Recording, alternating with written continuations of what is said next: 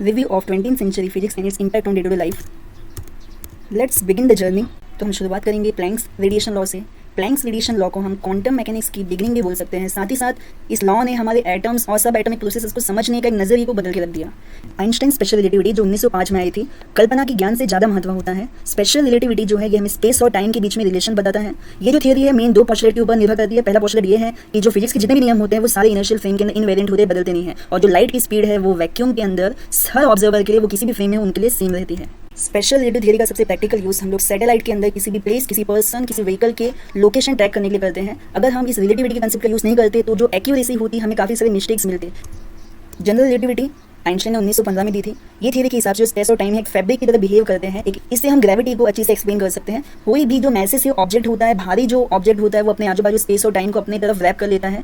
इसे हम gravity well भी बोलते हैं। 1911 में रदरफोर्ड ने सबसे फंडामेंटल डिस्कवरी की न्यूक्लियस के एटम के न्यूक्लियस की। ये डिस्कवरी उन्होंने अपने गोल्ड फॉयल एक्सपेरिमेंट के दौरान की थी। इनका मॉडल कुछ ऐसा था कि जो एटम का सारा पॉजिटिव चार्ज है और सारा का सारा जो मास है वो एक सेंटर के अंदर स्टोर है। उस सेंटर का नाम उन्होंने न्यूक्लियस दिया था।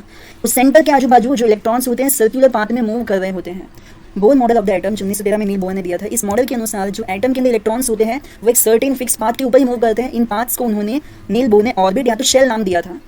और जो ग्राउंड स्टेट होता है उसकी सबसे कम एनर्जी होती है, लोवेस्ट एनर्जी होती है।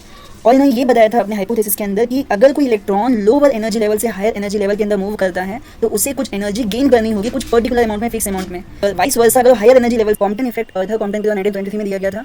इस इफेक्ट के अंदर जो फोटोन होता है वो इलेक्ट्रॉन से कोलाइड होकर स्कैटर हो जाता है। 1924 में डेब्रॉय ने अपना एक हाइपोथेसिस दिया था जिसके अंदर उन्होंने कहा था कि जिस तरीके से लाइट के पास ड्यूअल नेचर होता है, सिमिलर वे में हर एक मैटर के पास भी ड्यूअल नेचर होगा। क्वांटम मैकेनिक्स हम कह सकते हैं कि क्वांटम मैकेनिक्स का जो आधार है, जो शुरुआत है, वो मैक्स प्लैंक और नील बोर से हुई है। क्योंकि सबसे पहले मैक्स प्लैंक वो पर्सन थे जिन्होंने रेडिएशन की एनर्जी को क्वांटाइज्ड किया। सेकंड, नील बोर ने अपने एटॉमिक मॉडल के अंदर, बोर एटॉमिक मॉडल के अंदर जो कंसेप्ट यूज़ किया था, उन्होंने उसमें कंसिडर किया था कि जो ऑर्बिट्स होती है वो ऑर्बिट के अंदर जो एंगुलर मोमेंटम होता है वो क्वांटाइज्ड होता है। एल्विन स्क्रोडिंजर ने क्वांटम मैकेनिक्स के अंदर बहुत बड़ा योगदान दिया। उन्होंने एक ऐसा इक्वेशंस बनाए, पार्टिकल का इक्वेशन पता हो तो हमें मोस्ट ऑफ उसकी सारी इन्फॉर्मेशन हमें मिल सकती है। उन इक्वेशन को कहा गया स्क्रोडिंजर इक्वेशन। तो स्क्रोडिंजर इक्वेशन आगे होते क्या, तो वो लीनियर पार्शियल डिफरेंशियल इक्वेशन होते हैं। अनसर्टेनिटी प्रिंसिपल जो हाइसेनबर्ग ने दिया था, इस प्रिंसिपल के अकॉर्डिंग अगर हम कोई स्मॉल पार्टिकल के पोजीशन मोमेंटम कैलकुलेट करने की कोशिश करते हैं तो ये दोनों चीजें हम एक साथ में नहीं कैलकुलेट कर सकते। 1922 अलेक्जेंडर फेल्डमैन ने यूनिवर्स के एक्सपेंड होने की थियरी प्रपोज की। एडविन हबल ने 1923 में गैलेक्सीज को डिस्कवर किया। उन्होंने काफी सारी गैलेक्सीज को देखा जो हमारे मिल्की वे के जैसे ही थी।